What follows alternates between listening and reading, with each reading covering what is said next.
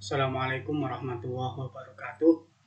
Anak-anak yang saya cintai dan banggakan, puji syukur kehadirat Allah Subhanahu wa taala karena pada hari ini kita masih diberi kesempatan, diberi kesehatan untuk terus belajar meskipun kita masih dalam pembelajaran daring atau pembelajaran jarak jauh ini, tetapi saya selalu menekankan agar kita tidak henti-hentinya bersyukur dan senantiasa berdoa agar wabah ini bisa segera berakhir dan kita bisa kembali belajar seperti sedia kala. Anak-anak yang selalu saya banggakan, setelah pada pertemuan-pertemuan sebelumnya kita membahas satu jenis teks, yaitu teks prosedur, dan kalian juga sudah melakukan berbagai tugas ya, baik itu tugas yang berbentuk soal maupun juga tugas yang berbentuk produk atau hasil karya. Nah, hari ini kita akan memasuki materi baru atau jenis teks yang baru, yaitu teks eksplanasi ya. Saya kira kalian mungkin sudah pernah mendengar jenis teks eksplanasi ini, tetapi pada materi kelas 11 ini kita akan mempelajari lebih jauh, lebih dalam, lebih mendetail terkait dengan teks eksplanasi itu sendiri. Nah, dalam kehidupan kita sehari-hari kita pasti sering melihat dan bahkan mungkin mengalami sendiri berbagai fenomena, baik fenomena alam maupun fenomena sosial. Ya, jadi kita semua pasti, karena kita manusia, kita hidup dalam alam semesta ini, kita pasti mengalami atau mungkin melihat berbagai fenomena, baik itu fenomena alam dan maupun fenomena sosial. Termasuk ya sekarang ini kondisi pandemi seperti ini juga merupakan suatu fenomena ya, fenomena baik itu fenomena alam juga sekaligus fenomena sosial.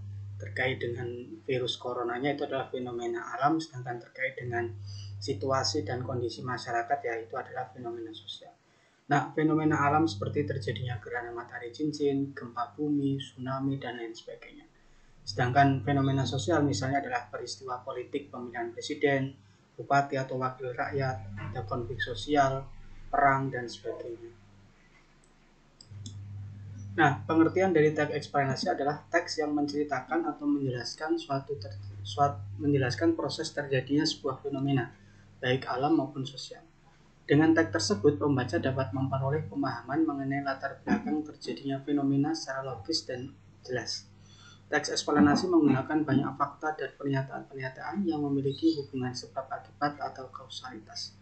Namun sebab-sebab ataupun akibat-akibat itu berupa simpulan fakta menurut penulisnya. Jadi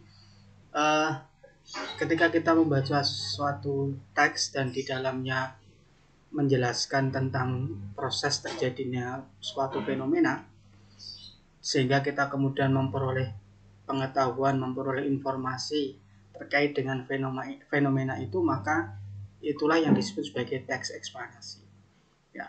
Ya, contoh sederhananya adalah misalnya kita membaca satu teks yang menjelaskan tentang COVID-19 ya.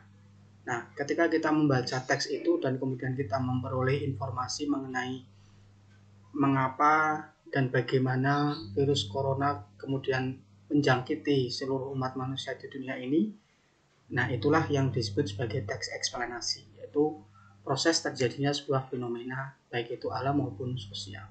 Jadi ini pengertiannya ya. Nah, di dalam teks eksplanasi itu terdapat tadi ada banyak fakta ya, ada banyak fakta, dan kemudian fakta itu nanti adalah diulas atau direview oleh penulisnya.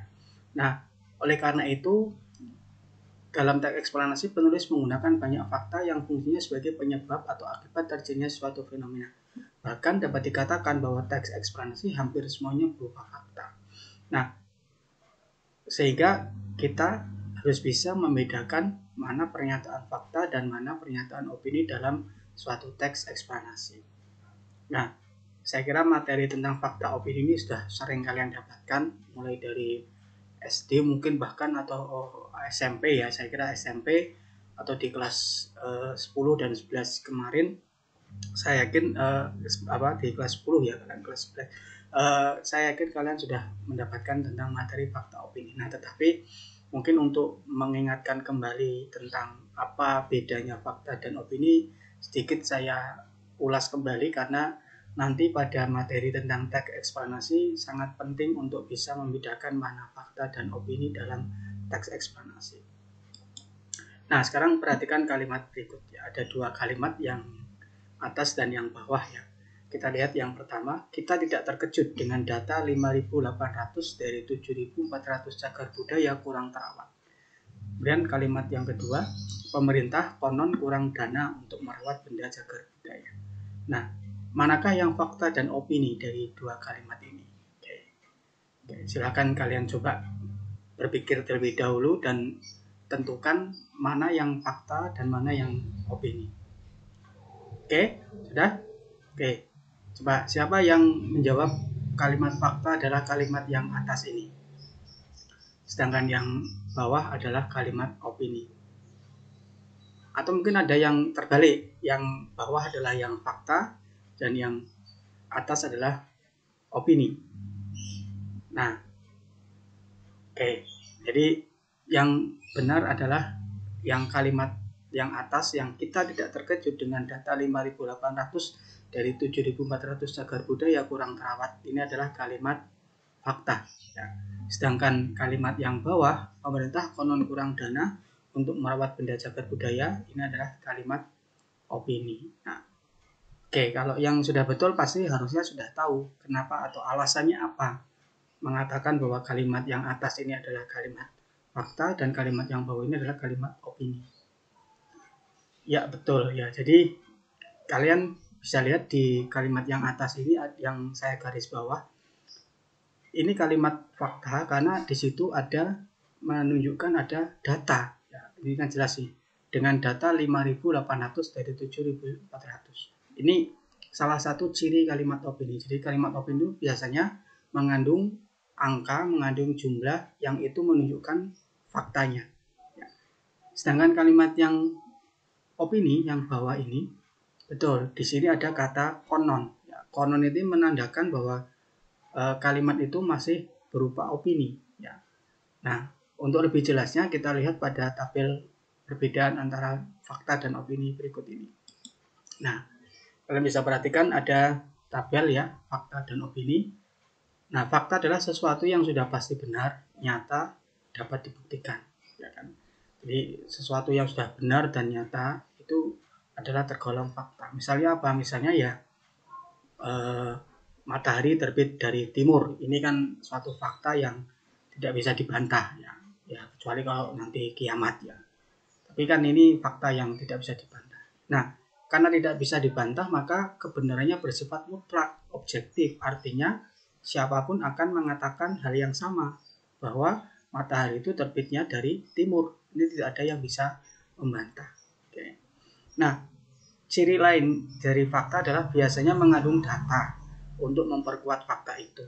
Seperti misalnya tadi jumlah, ya, pada kalimat tadi ada jumlah. Terus mungkin ukuran, ya, mungkin juga waktu dan tempat peristiwanya, ya, dan sebagainya. Jadi perhatikan pada kalimat itu apakah di situ ada data yang itu menunjukkan bahwa itu adalah fakta. Oke. Itu yang fakta. Kemudian untuk yang opini, nah opini itu adalah pendapat, ide, atau gagasan atau pikiran dari seseorang. Jadi intinya adalah dia pendapat. Nah, karena pendapat dari seseorang maka kebenarannya bersifat relatif atau subjektif. Maksudnya bagaimana? Maksudnya karena ini pendapat seseorang maka bisa jadi kalau yang ngomong si A maka pendapatnya seperti ini. Tapi ketika yang ngomong si B pendapatnya bisa berbeda. Ya, contoh yang sederhana misalnya siapa misalnya? Suci sangat cantik. Nah, kalau yang ngomong pacarnya ya pasti itu betul cantik. Tapi kalau yang ngomong orang lain yang bukan siapa-siapanya Suci mungkin mengatakan enggak biasa sih. Nah, itu artinya kebenarannya bersifat relatif. Ya, jadi tergantung dari siapa yang berpendapat itu. Nah, kemudian untuk ciri lain dari opini adalah biasanya mengandung kata atau pernyataan yang bersifat pendapat, kemungkinan, perkiraan, prediksi, dan sebagainya. Nah, ini tadi contohnya pada kalimat yang tadi itu kan ada kata konon. Ya, kata konon itu menandakan itu masih bersifat kemungkinan atau perkiraan, belum pasti. Ya, itu ciri dari perbedaan antara fakta dan opini. Oke, saya kira untuk materi pada kesempatan kali ini sampai sini saja dulu.